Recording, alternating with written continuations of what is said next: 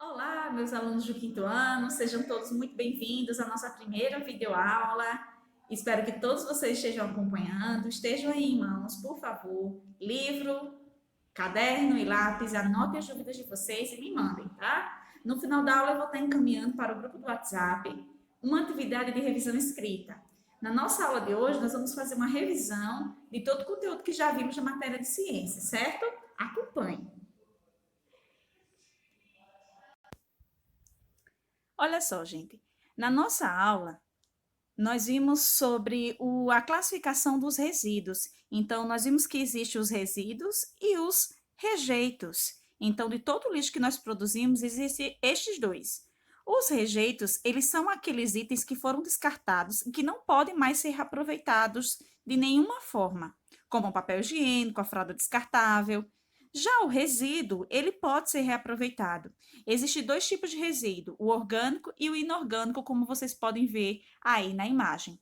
O lixo orgânico, gente, são restos de alimentos, cascas de frutas, de legumes, são aquele resíduo que é mais fácil de se decompor no ambiente e são conhecidos também como biodegradáveis e não poluem o ambiente.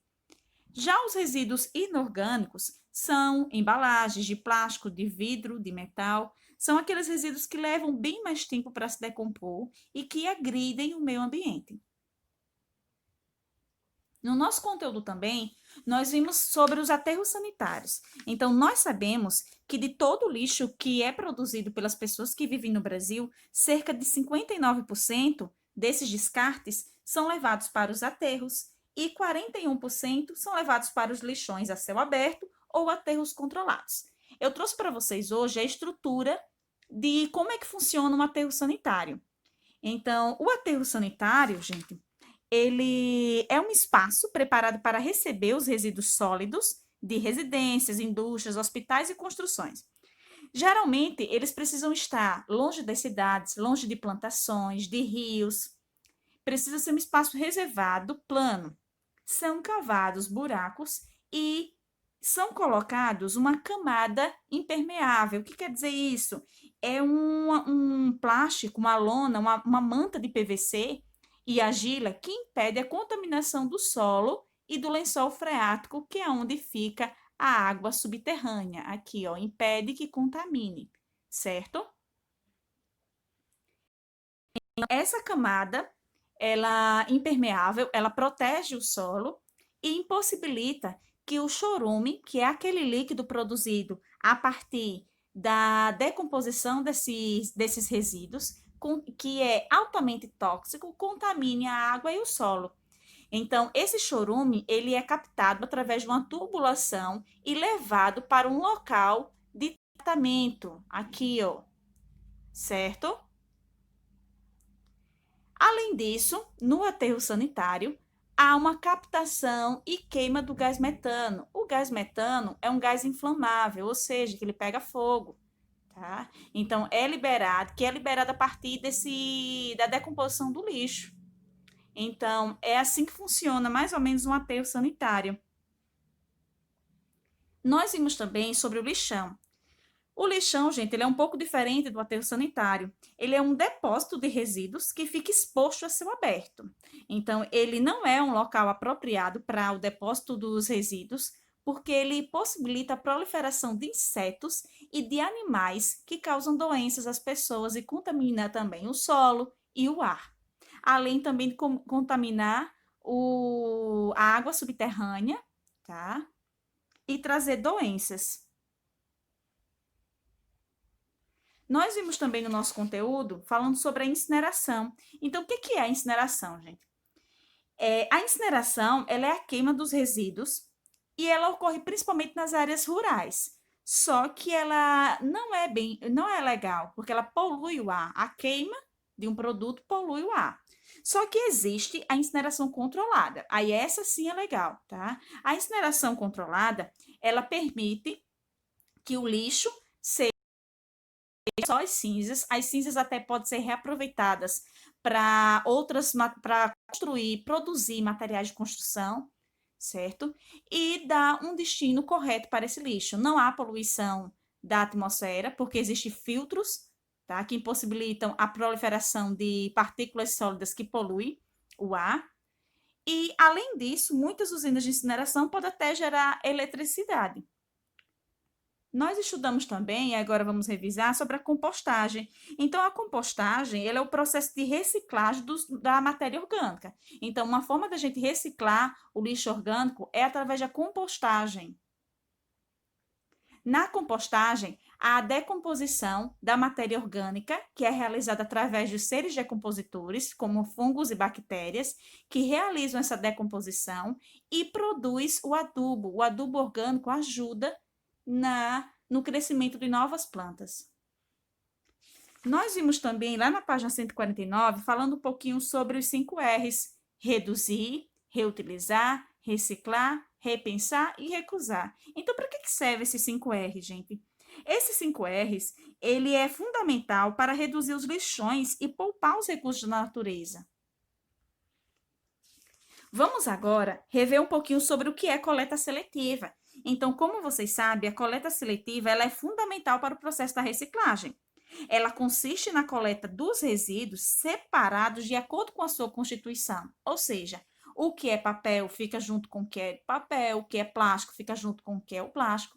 Então, nessa imagem aí, vocês podem perceber que há as lixeiras e a indicação do que pode ser guardado depositado em cada uma delas. Então, vamos fazer agora a RA da página 145. Quem já fez, ótimo, parabéns. E quem ainda não fez, vai fazer comigo agora.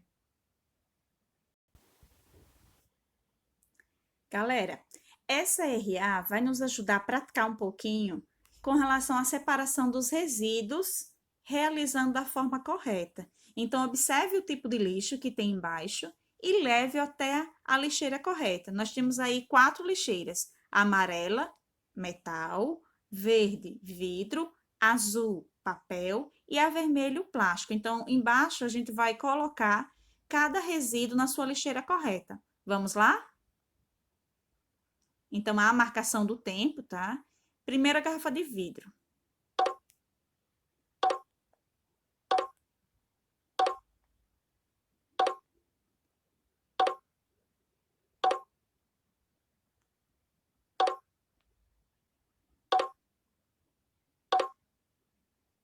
Parabéns! Isso, muito bem. Então, essa RA, gente, serve para a gente praticar um pouquinho o tipo do lixo em cada lixeira, certo?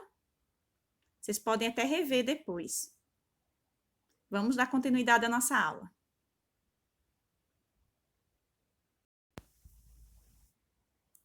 Alunos, meus queridos alunos, vamos rever agora um pouquinho sobre as características dos materiais lá no capítulo 2, a partir da página 155 do livro didático de vocês. Então, eu trouxe para vocês aí o ciclo do papel, que foi um dos itens que a gente estudou lá na página 157 do livro. Então, o papel, gente, ele é feito da madeira, normalmente de uma árvore chamada eucalipto. Dessa árvore são extraídas as fibras de celulose, que são convertidas em papel por meio de uma série de processos industriais. Então, depois que é convertido em papel, esse papel é utilizado por nós para a fabricação de jornais, revistas, cadernos, entre outros, não é? E em seguida, o papel ele deve ser coletado para reciclagem, não na lixeira comum, tá? Na da reciclagem. E então passa por o processo de reciclagem e retorna para a produção do papel na indústria. Nós vimos também sobre o vidro. Então, como já foi visto, o vidro comum, ele é feito da mistura de 3 matérias-primas. Estão lembrados quais são? E aí? Vamos lá: carbonato de sódio, carbonato de cálcio e areia. Então, esses minerais, eles são fundidos a uma temperatura de cerca de 1250 graus Celsius e depois são misturados, produzindo assim o vidro. Então, depois que o vidro é produzido, ele é moldado, ainda em temperatura quente, na modelagem que a pessoa quiser. Em seguida, é feitas as embalagens, é feita também a distribuição, o consumo pelas pessoas, e aí é coletado novamente na lixeira verde. Quando ele é utilizado, é feita a limpeza e seleção, vira caco e volta para a matéria-prima novamente. Então, o que a gente pode concluir aí? O vidro, gente, ele é 100% reciclável. Então, o ciclo, ele é infinito. O ciclo do vidro, ele é infinito, certo? Nós vimos também sobre o material metal. Então, o metal, gente, ele pode ser extraído diretamente da natureza, ele é encontrado misturado no solo e nas rochas. Neste caso, eles são chamados de minérios.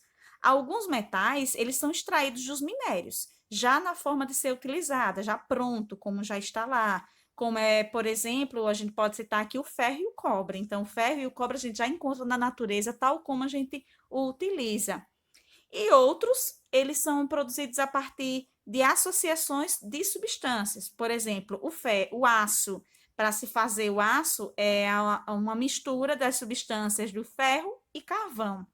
Então, eu trouxe aqui para vocês o ciclo do metal. Então, o metal é extraído da natureza e então ele é levado para as usinas de fundição, onde são fundidos a cerca de 1550 graus Celsius em fornos elétricos. É transformado, enquanto está em estado líquido, em lâminas de metal, em que são feitas as embalagens. As embalagens são utilizadas por nós e devem ser descartadas na lixeira amarela, tá? E depois de descartados, eles são levados novamente para as usinas de fundição. O próximo material a ser estudado é o plástico. O plástico, como vocês sabem, ele é extraído do petróleo. A maioria dos tipos de plástico que existe uma infinidade de tipos de plástico, mas a maioria é extraído do petróleo. Então, o plástico, aliás, o petróleo, dependendo da temperatura em que ele for destilado, ele é utilizado para fazer um produto específico. Por exemplo, aqui, ó, a 350. Deixa eu só colocar aqui para vocês. A 350 graus Celsius, quando o petróleo é aquecido a essa temperatura, ele é usado para fazer o betume. E assim vai, ó. Quando vai diminuindo a temperatura, ele é apropriado para fazer algum tipo de produto. O óleo lubrificante, o óleo de combustível, o óleo diesel, a querosene, a nafta, que é a matéria-prima utilizada para fazer a maioria desses plásticos que a gente conhece, a gasolina e o gás também. E, por fim, nós estudamos também as propriedades específicas dos materiais. Então, o que a gente pode revisar desse conteúdo aí, gente? Lembram que na sala de aula a gente fez experimentos sobre cada uma dessas propriedades específicas? Então, primeiro que nós estudamos aí foi a dureza. Então, o que a gente pode tirar aí da dureza, gente? A dureza, ela é entendida como a resistência que o material apresenta ao ser riscado por outro. Então, o diamante, ele é considerado o minério mais duro que existe. Ele só pode ser riscado por outro diamante. Nenhum outro material consegue riscar o diamante, porque ele é considerado o mais duro que existe. Estudamos também sobre a maleabilidade e a ductilidade. A maleabilidade, gente, é a capacidade dos materiais de serem transformados em lâminas. Por exemplo, o alumínio, a prata, o chumbo também. Já a ductilidade, ela é a capacidade dos materiais de serem alongados. Por exemplo, quando eu quero alongar um arame, por exemplo. A condutividade.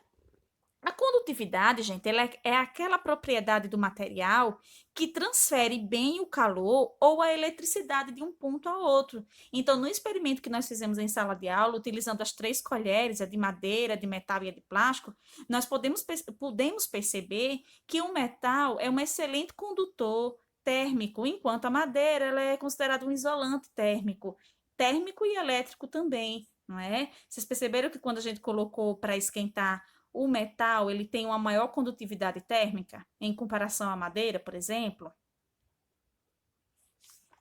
A próxima propriedade específica que nós estudamos é o magnetismo. Gente, o magnetismo é aquela propriedade de metais que consiste na força de atração e repulsão, que a gente pode observar bem e com clareza lá nos ímãs. A densidade é aquela propriedade específica que há uma relação entre a quantidade de massa de um material e o espaço em que ele ocupa. Por exemplo, se eu coloco um objeto, um material de uma densidade menor, de uma massa menor, ele tende a flutuar e quando a massa é maior, ele afunda. Nós podemos observar, por exemplo, com a caneta. Quando a gente coloca a caneta em uma garrafa com água, a gente percebe que a caneta flutua. Mas por que ela flutua?